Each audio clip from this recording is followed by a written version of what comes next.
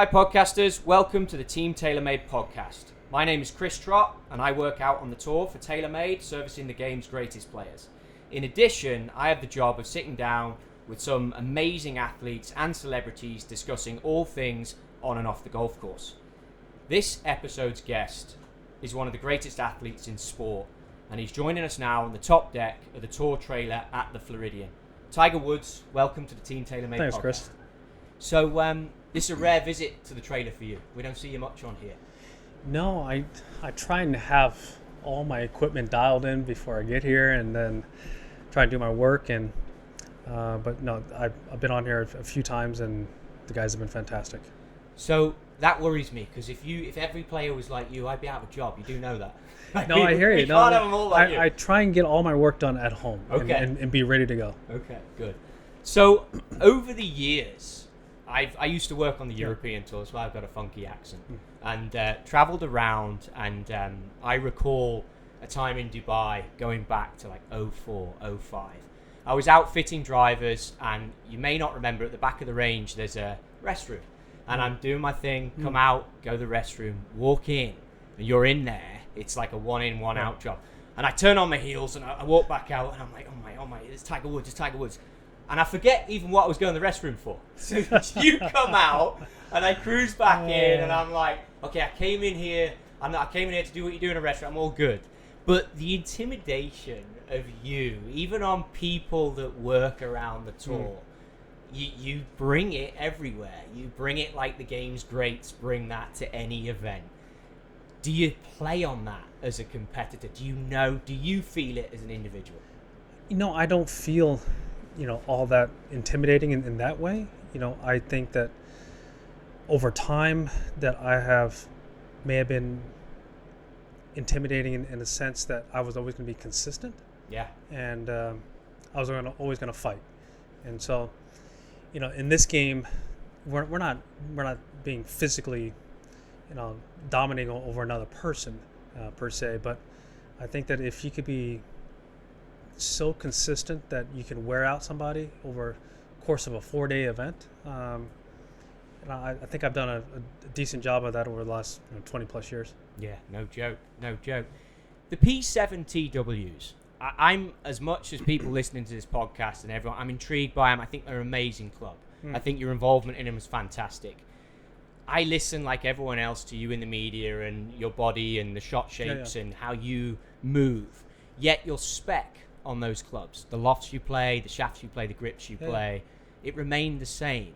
At some point through your career, why did you never consider changing, perhaps, I don't know, a length or a swing weight or a... Right.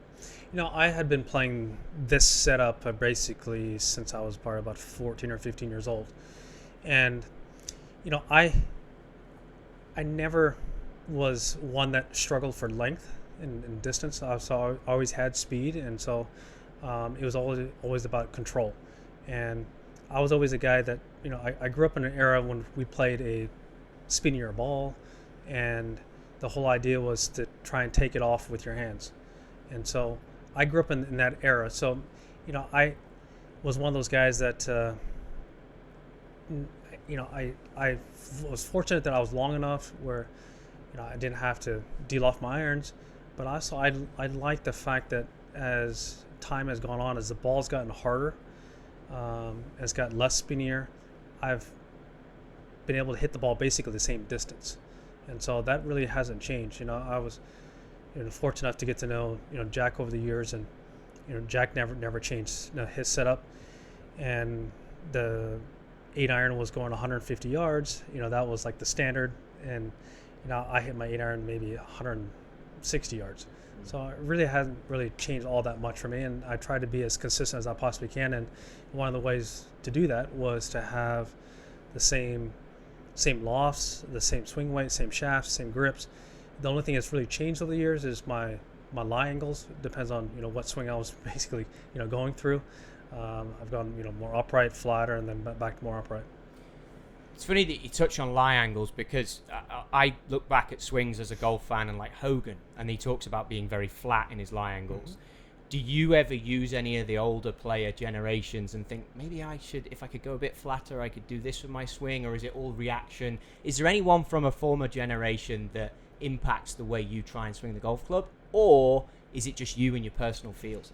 I think that, over the years, I've been lucky enough to be able to pick the brains of some of the greatest ball strikers of all time. And, one of the things that I keep harping on, even to this day with junior clinics, amateurs, even my son, is the importance of hitting the ball flush. Yeah. Is hitting the ball dead nuts in the center of the face. And, that's one of the things that allows, a person to have control. And, whether I was lucky enough to have watched Trevino hit lots of golf balls over the years, and just the solidness and flushness and the heavy sound that he had. I was never lucky enough to have seen Hogan hit golf balls. But I was lucky enough to see Mo Norman hit balls, and there was something to the way they hit it. It had that deeper sound. And one of the qualities that I notice out here is that the guys who really do flush it have a different audio to it, different compression, and I was never one that could go, that flat. Ben was always talking about how, his clubs were like 4 degrees flat, but granted he wasn't that tall, and he had long arms. Yeah. And so, that has a lot to do with it. It's clear when I watch you interact with the guys here that you're a thinking man, and you're watching these players and you're thinking, and then that brings me to your milled grind wedges, your custom bounce that you have. I actually managed to sneak a set from Paul Dunkowski, our engineer, but last year's ones, because obviously I'm not allowed to have them. Now you're an MG2, so I'm like, brilliant. I haven't had a chance to make them up yet. When I get those wedges, A, have you got any tips as to how I can even remotely use the bounce on there? And B, which is the more important question, how did you come about to design that sole how it is? Because it's different. It is very different. I've worked with Mike Taylor for a number of years, and I'd like to have my leading edge sit down. So it's one of the reasons why we bevel the leading edge down. But it's when I ended up creating this setup, it was about you have to decide how you're going to use the sole, and are you going to get the bounce, use the bounce? What part of the backside are you going to use? Are you going to get the leading edge down? I mean, you have to really decide what you're going to do. And over the course of my career, I've been pretty good at doing that. And I like having the options to be able to play off of soft stuff, off of hard stuff, and not really have to change my wedges for a certain setup. When you hear guys when they go over the British Open, you see it all the time, they're looking for less bounce. I'm able to still maintain my wedge setup throughout the year, no matter what golf course I play, no matter what conditions I play on, or throughout the world, that I'm basically having the same setup. So like your irons, did you always have this bounce setup? I didn't. I ended up working with this one in the last probably 5-6 years and trying to figure it out. But I've always been one that had very little bounce. When I was early in my career, I only had like 6 degrees, and then going to 8. But then figuring out that how I like to get the leading edge down, and so trying to figure all that out. And over the course of, unfortunately, the course of my career, that I've had a number of injuries, and I had to rework how I do things around the greens. And this setup has really helped me in that regard. Another thing I've observed from you here, you're very disciplined in the way you move around the range, which shots you hit, how you go through the bag to warm up. Super disciplined. I've seen it before with Bernard Langer, comes to my mind. Very disciplined the way he does his stuff, from the way he combs his hair to the way he puts his belt on. Now, when I see you hitting these drivers for the first time, are you trying to get some stuff from this first viewing photo shoot that might help you for the real test session that's going to come? Well, initially, it's about the look and the initial feel. I know that, we're not going to have it nailed in right away. That never happens. Dream scenario. But I am have to work through it, and like I have throughout my career. I remember, some of the test sessions I end up getting like 50, 60 drivers, and having to go through all of them individually, test them each one because they're glued hosels. And that's where it was at back then, right? Exactly, but trying to figure all that out and do it by feel, we didn't have the TrackMan and all the data that you can, or adjustable hosels and weights, and you can kind of figure it out pretty quickly. You had to actually spend the time and legwork and develop the feels to figure it all out. Yeah. When Sim comes out and you see this shape on the bottom, what's your first thought about that? Does it make sense? You're like, yeah, that might do something. No, it totally makes sense, but it's crazy as that sounds. It looks like initially, but for my first reaction is like I'm gonna basically cut these drivers. Yeah, I can see that. Yeah. Because it kind of runs away from you. But having gone through the physics and kind of learning more about it, it doesn't feel like that. And then when I hit it on the range, it definitely didn't do that. So that's one of the things that over my my career that going through these test sessions and getting it dialed in, it takes a little time, and we're going to do that this off season. I'm going to be a little bit busy in the next few weeks and get ready for the next couple of events, but after that, then we'll sit down and get ready. It's funny because you threw a comment out there, it'd be subconscious to you, but I think you and Day were talking, Jason, and you threw a comment out about movable weight, and you were like, yeah, I think I'm going to go straight in for the movable weight. 2-3 years ago, that's feels crazy. Like something you wouldn't have said. No, I wouldn't, because the first time I ever worked with adjustable heads is when I signed with TaylorMade. Yeah. I had worked with glued hosels my entire life. Yeah. Christ, I remember having persimmons and bending over my knee to adjust the loft and lie.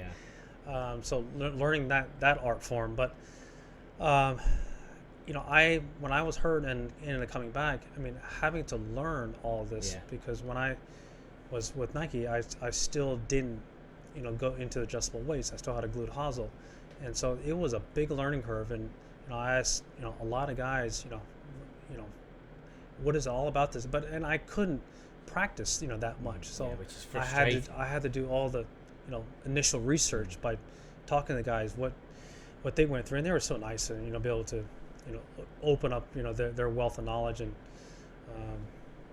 their experiences and trying to really help me out.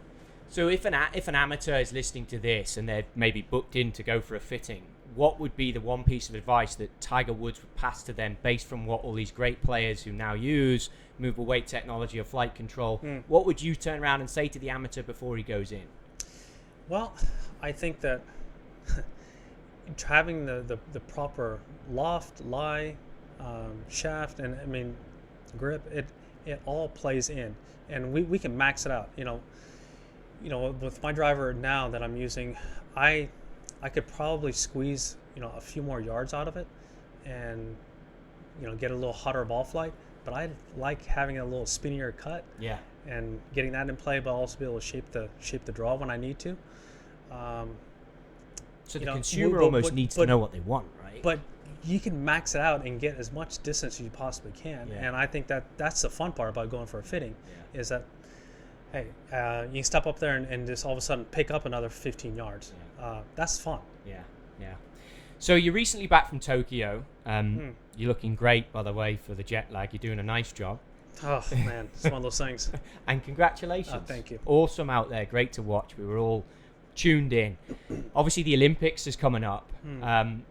You mentioned it. It's in there. It's something you want to be part of, something you want to win, I assume, big time. Absolutely. I would love to represent my country and be part of the Olympic Games. Something that I was not a part of in 16. I was just coming back, but watching and listening to some of the guys like Justin and Ricky and Bubba and those guys, and how much they really enjoyed their experiences down there. And I've had a lot of friends who've competed in the Olympic Games, and that for us, I equate the Olympic Games in our sport to tennis. Yeah. I think it was in '96 when tennis was put into the Olympics, and they initially were skeptical about that experience, because you have 4 majors a year, or 4 slams, and you can, you know, You could call out this victory for 4 years. How about Rosie calling out the gold medal for 4 years? Yeah, but the thing is, you know, in most sports, that's your biggest event that you're ever going to play. But we have 4 of them a year, so it's a different experience, and I would like to be a part of that. You know, I was lucky enough to have gone to the Olympic Games in '84 with my dad, and we watched archery. It was right down Long Beach, and I didn't really understand it at the time, but now looking back on it, it was pretty cool to, you know, have a chance to go to the Olympic Games in my home city. Yeah, no joke.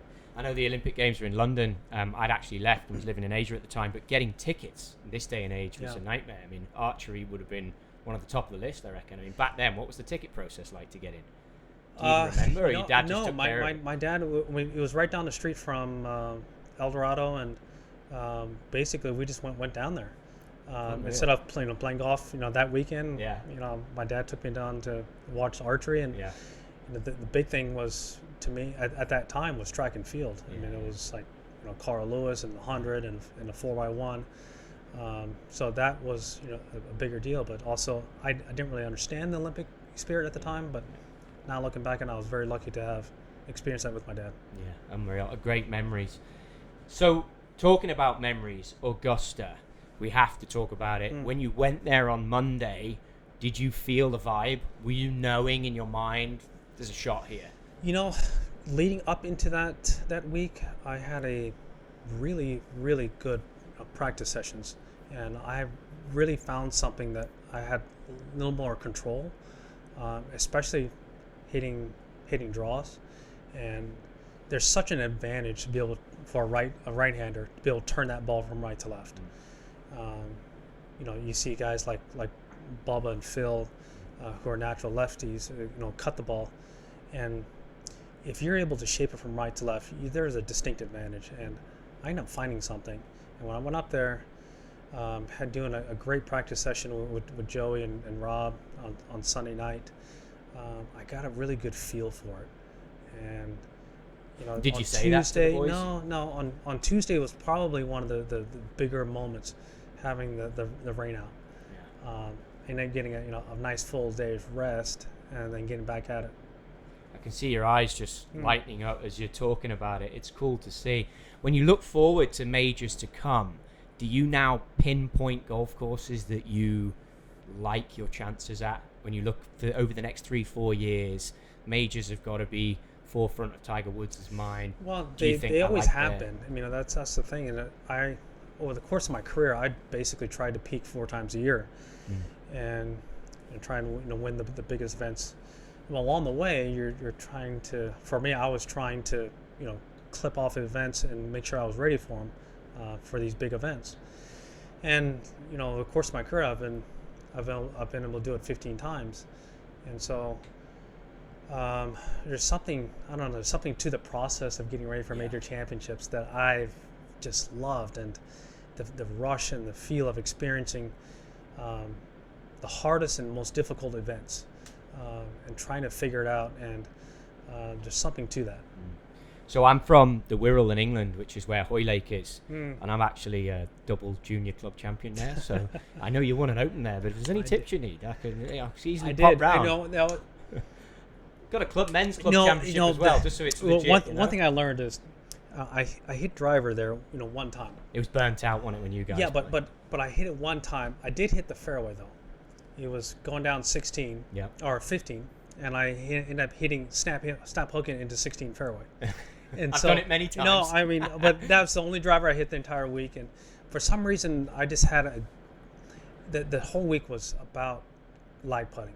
Yeah. And there's something to that week. It was just so hot, so dry, but my lag putting was it felt so good that week. My feels, my rolls, and so I felt like, hey, if I had control of the irons coming into the greens, if I could put the ball inside of 30 feet on every hole, I could do something this week. Yeah. And I was able to do it. Awesome. So you talk a lot about your kids these days, which is great to see. We believe they're big soccer players. Yeah, what do you like as a parent, sideline parent, when it comes to soccer? I want them to play well. I want their their team to do well. I've gotten to know a lot of the parents and the kids as they've grown up together. That I'm like any parent. I want my kids to do well. It's frustrating and it's difficult when they have tough losses and they've been in tough situations. But hey, that's part of growing up. As part of maturing and learning, and in dealing with defeat. And hey, in my sport, we lose a hell of a lot more than we win, and so you have to learn how to deal with defeat. And fortunately, my kids are been on good teams, but they've had to fight and earn their spots, and I love that. And are they golfers as well? My son plays with me. He's starting to get into it. He's starting to understand that what I do and what I love to do. And I mean, he's only 10, so yeah. I started picking up the game a little bit, probably right around 8, 9 with my dad. My son's starting to do a little bit of the same, but also it correlated with me practicing and me coming back and asking him if you want to go back in the backyard. And next thing you know, he's coming along. We're going out to Medalist where I'm practicing and playing, and he's having fun. He's growing. And does that give you energy? Does it drive you? Yeah, it does. On But you know what? It was interesting because when I first started coming back and started doing it, it was about playing soccer. When I went on the golf course, he just wanted to pass the soccer ball around. So I was kind of doing both. Yeah. But now he's starting to get a little bit more into golf, and it's been a lot of fun. I mean, as a parent, to be able to share what I love to do with them is fantastic. So talk to me about spearfishing. I know that's another great love of yours. How'd you get into that? How do you even go off and start? Well, I love hunting, yeah. And I love being in the water, and I love diving. So found out about spearfishing, and next I ended up tank diving and spearfishing, and the ultimate is free diving. And, figuring that out. And how do you know your limits when you're free diving? How do you? I think it's practice, it's training. I've done a dive course and trying to learn how to breathe up properly, and so doing static apnea tests, also exertion levels, and trying to stay calm, trying to figure all that out. It just takes time. With all these things going on, parenting, kicking soccer balls around the golf course, fishing, your kids are getting into all sorts of sports. How do you find the time for TGR, which is your foundation? Can you tell us a bit more about that and what it? My staff has been incredible. We've been doing this for a little over 20 years now, and being in the STEM environment, STEM field, we've now reached over 1 million kids, and now we're expanding into other countries, and so. One of the things that we've done is I think has probably been under noticed over time, but I think that people starting to understand how impactful we've been. And golf course design, that's under the umbrella as well. That means a lot to you. I heard that you have a different approach, and you feel very responsible for how you set up a golf course for the amateur. Touch on that a little bit. I think that for me, my favorite golf to play is links golf. And to me, that's the ultimate, because it's about playability. It's about understanding how to use the ground, how to work the ball, and give players so many different options.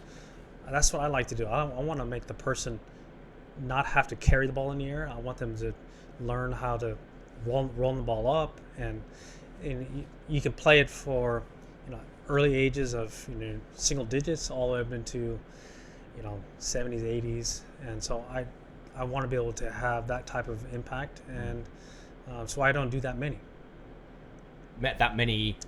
courses you're gonna pick because I'm going to pick and choose and have the environments that I like to have it, and where we can open it up and be able to use the ground. Do you foresee yourself making a links course in the UK at some point? If I'm given the opportunity to do it, that'd be fantastic, because that is some of the best ground there is. I mean, I've been lucky enough to play a lot over there, and I enjoy the Sandbelt golf course in Australia. I enjoy the hard, fast, keep it on the ground, out of the air, and bounce it around, and it's nothing more enjoyable than having 150 yards, and I can hit wedge or I can hit forehand. And I like that. Yeah, I'm with you. I think it's such a great part of the game. So to wrap up our podcasts, we run speed injected questions. Okay. So these are going to be quick fire questions for you. 1997 Masters or 2019 Masters? No, 97. That's where it all started. Torrey Pines or Bethpage? Torrey. Dodgers or Raiders? Crap. You got to answer. If you could only watch one. Raiders. Favorite TV show right now? Madam Secretary. The one course, if you could play one for the rest of your life, where would it be? St. Andrews. Number of career hole-in-ones? 20. What would you shoot left-handed? A hole or a round? A round. It would be high triple digits. The one shot in your career you wish you could have a mulligan on? None. That's a good answer. One event you haven't won yet, but you want to? Well, my own event, Genesis Open. And you're in everyone's dream foursome. So Yeah. what would be your dream foursome? You know, that answer has changed because I used to always say it'd be just a twosome, me and my pops. Yeah. Now my son is starting to play. It would have been awesome to have 3 different generations, my son, me, and my pops all playing together. That'd be pretty awesome. I think to wrap this up, what you've done and impacted for all of us in the game of golf, and I include everyone here at TaylorMade and everyone across the industry, whether it's media, whether it's other players, you've touched all of us in some way, and I speak on behalf of TaylorMade, myself. I can't thank you enough for that, and it's something that may not even come into your mind any day of the week, but you've taken the game to a place, and we've all ran with you and are willing you all the luck in the world to keep going and keep achieving. And thanks for joining us on the Team TaylorMade podcast. Thank you for having me, and thank you for helping me achieve these goals and achieve these wins, because I certainly could not have done it, without you guys. And we'll continue to do my best to continue to win more events. And we hope we can be more of a part of it. Everyone from the top Absolutely. down. It's fantastic. So, guys, thanks for listening. If you want to find Tiger on social media, you know all his tags. It's not going to be difficult. This podcast is found at the TaylorMade Golf website /podcast. I'm Trotty Golf on Instagram. You can catch all of our tips from the tour there, and it can of course be found on SoundCloud, Spotify, and iTunes. Hope you enjoyed it. Tiger Woods, great to have you on. Yeah, thanks buddy. Appreciate it. Cheers.